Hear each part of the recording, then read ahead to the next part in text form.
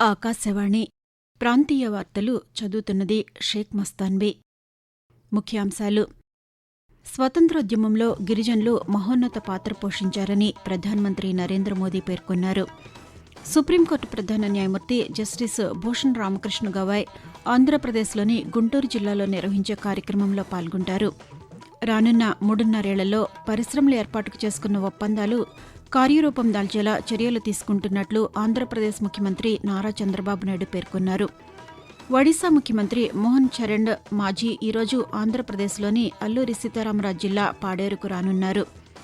గురుకులాల మెనూలో చేపలను చేర్చనున్నట్లు తెలంగాణ రవాణా శాఖ మంత్రి పొన్నం ప్రభాకర్ తెలిపారు.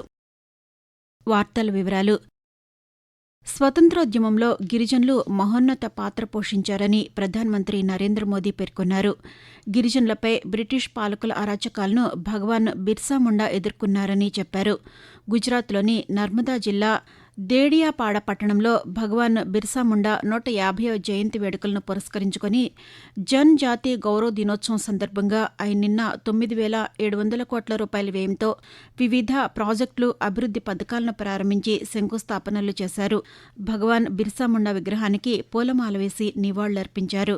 ఈ సందర్భంగా ప్రధానమంత్రి మాట్లాడుతూ గిరిజనుల సంక్షేమానికి ప్రభుత్వం అత్యంత ప్రాధాన్యతనిస్తోందని చెప్పారు.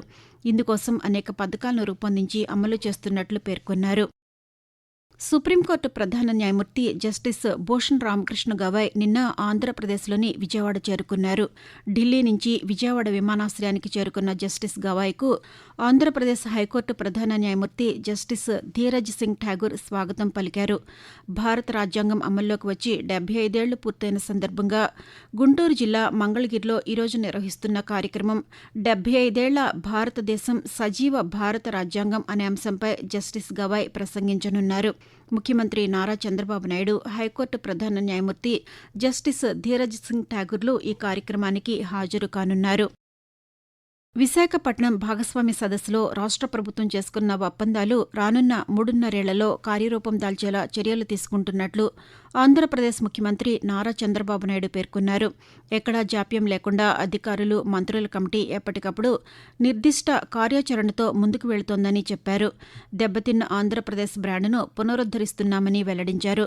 భాగస్వామ్య సదస్సు ముగింపు సందర్భంగా పాతికేయులతో నిన్న ఆయన మాట్లాడుతూ 8,80,000 కోట్ల రూపాయల పెట్టుబడులు కేబినెట్ లో క్లియర్ చేసి వాళ్ళకి కావాల్సిన ల్యాండ్ క్లియరెన్సెస్ అన్ని ఇచ్చేసాం. ఇవి సీరియస్ ఎంఓయూలు, వీలైన తొందరలో కంప్లీట్ చేసి 20 లక్షల కోట్లు మెటీరియల్ అవుతుందనేది చాలా కాన్ఫిడెంట్ గా ఉన్నాం. ఇవన్నీ కూడా 3.5 years లో ఎగ్జిక్యూషన్ రావాలి. Proper ministries, industry, MSME, tourism, CRDA, energy, ఈ డిపార్ట్మెంట్స్ అన్ని కోఆర్డినేట్ చేసుకుంటున్నారు. శ్రీ సత్యసాయి జిల్లా పుట్టపర్తి ప్రశాంతి నిలయంలో సత్యసాయి బాబా మహాసమాధిని కేంద్ర వాణిజ్య పరిశ్రమల శాఖ మంత్రి పీయూష్ గోయల్ నిన్న దర్శించుకున్నారు.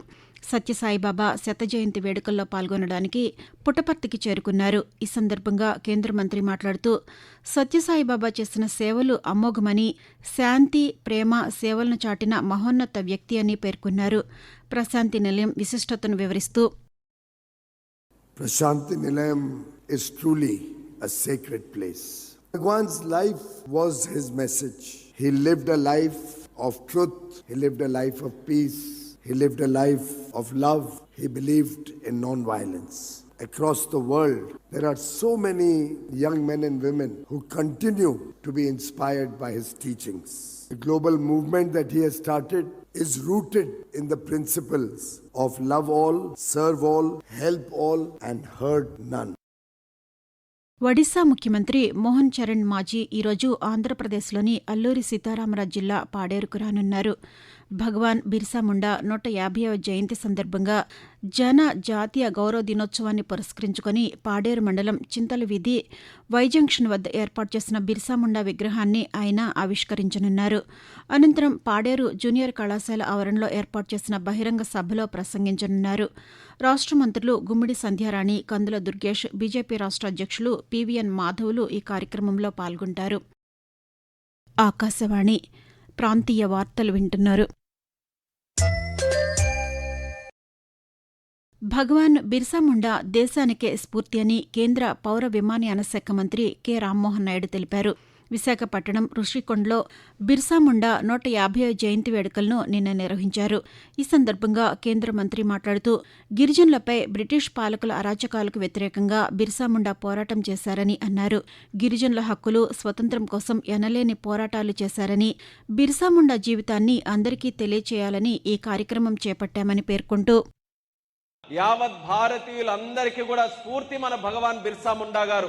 మన చరిత్ర దగ్గర నుంచి చూసుకున్న, స్వతంత్ర పోరాటంలో చూసుకున్న, ఈ రోజు ఉన్నటువంటి భారతదేశంలో చూసుకున్న గిరిజనులు చాలా విశిష్టమైనటువంటి పాత్ర మన భారతదేశంలో పోషిస్తున్నారు.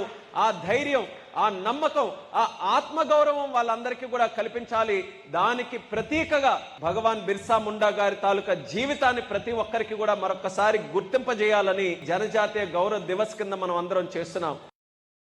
గురుకులాల మెనూలో చేపలను చేర్చనున్నట్లు తెలంగాణ రవాణా శాఖ మంత్రి పొన్నం ప్రభాకర్ తెలిపారు. సిద్దిపేట జిల్లా హుస్నాబాద్ ఎల్లమ్మ చెరువులో మంత్రి వాకిటి శ్రీహరితో కలిసి ఆయన నిన్న 3 లక్షల చేప పిల్లలను వదిలారు. హుస్నాబాద్ ప్రాంత ప్రజలకు ఉపాధి అవకాశాలు పెరిగేలా చర్యలు తీసుకుంటామని తెలిపారు.